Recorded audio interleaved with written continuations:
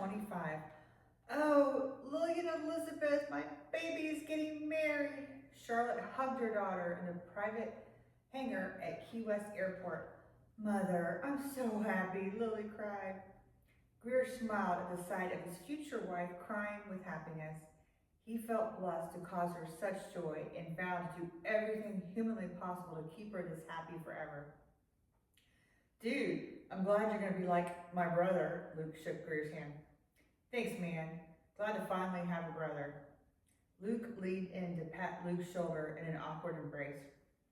With a sleight of hand, he pocketed Luke's cell phone. Charlotte, good to see you again. Grier kissed his future mother-in-law's cheek like a well-bred gentleman. Grier, welcome to the Allen family. I know you'll keep my Lily happy and safe, Charlotte said. No one but Grier picked up on Charlotte's emphasis on the last word. Mr. Garrison, we're ready to board, the pilot of TerriTalley's jet said. Ladies first, Grier gestured for Lily and Charlotte to ascend the steps into the 10-seater private corporate jet. Grier watched the love of his life board the plane. He tried to conceal his constant urge to look over his shoulder to ascertain if someone from TerriTalley caught wind of his deception. He prayed to get away as far as possible before anyone realized his escape with Lily and Luke. Grier noticed Luke's quizzical eye. By ladies, I mean you too, Luke. He grinned at his future brother-in-law and hoped to have hundreds of more opportunities to rag on him in the future. Waiting until the others were seated in the plane before walking to where the luggage waited to be stowed away underneath, Grier grabbed Lily's Louis Vuitton duffel bag and quietly opened the zipper. Making sure no one watched, he retrieved her cell phone, turned it off, and tossed it along with Luke's into his own duffel bag. He zipped both bags and climbed the stairs into the plane. Grier, this plane is luxurious. Lily grabbed his hand and pulled him to the seat next to hers. Wapow! Luke cracked an imaginary whip at Grier. Oh, come on, Luke. Lily reached over and smacked her twin. Children. Charlotte shook her head in mock shock at the juvenile banter. Grier smiled at the ease he felt with his new family. He looked at Lily as he responded to Luke. Make fun of me all you want. I'm the first to admit I'm putty in Lily's hands.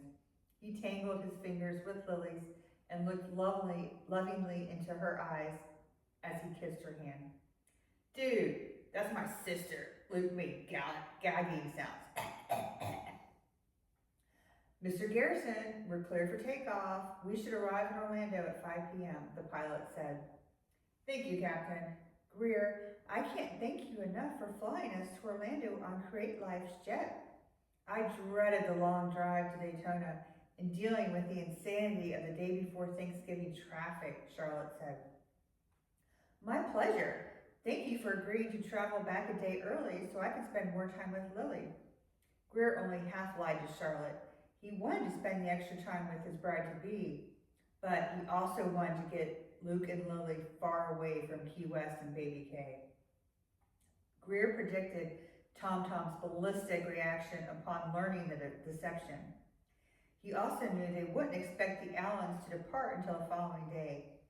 Tom-Tom and his goons would waste an entire day searching for Luke and Lily in Key West. This gave Grier plenty of time to get the Allen family safely to Daytona while he implemented his trail of deception to make TerriTalley think he took Lily to Walt Disney World. I'm thrilled to spend an extra day with my sister, Clarice, Charlotte said. I wish I could go to Disney with you, Lily said.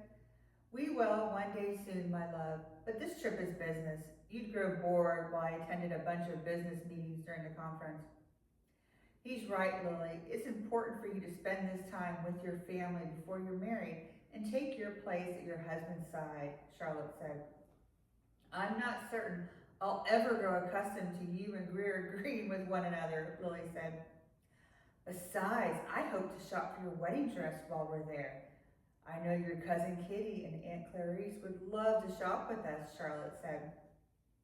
Speaking of weddings, I need to call my girlfriends and tell them the fantastic news. Lilly dug through her purse, searching for her cell phone. Grier watched Lilly panic when her efforts to retrieve her phone proved futile. "What's wrong, darling?" He'd anticipated her reaction at missing her phone. "I can't find my phone. In fact, I can't even remember the last time I saw it. I hope I didn't leave it on the boat," Lilly said. "Perhaps it's in your duffel bag stowed down below. Besides, you can't have your cell phone on during the flight." The guilt riddled him for not only lying to his precious Lilly, but also how easily she believed him. It broke his heart to deceive her, but he knew it was imperative to separate Lilly from her cell phone. His master deception depended on it because TomTom had installed a GPS tracking device on Lily's and Luke's cell phones. Come back tomorrow for the next chapter. Go to my website, elementsofmystery.com, and read more about my books with purchase links. And also hit subscribe, like, and tell your friends. See you tomorrow.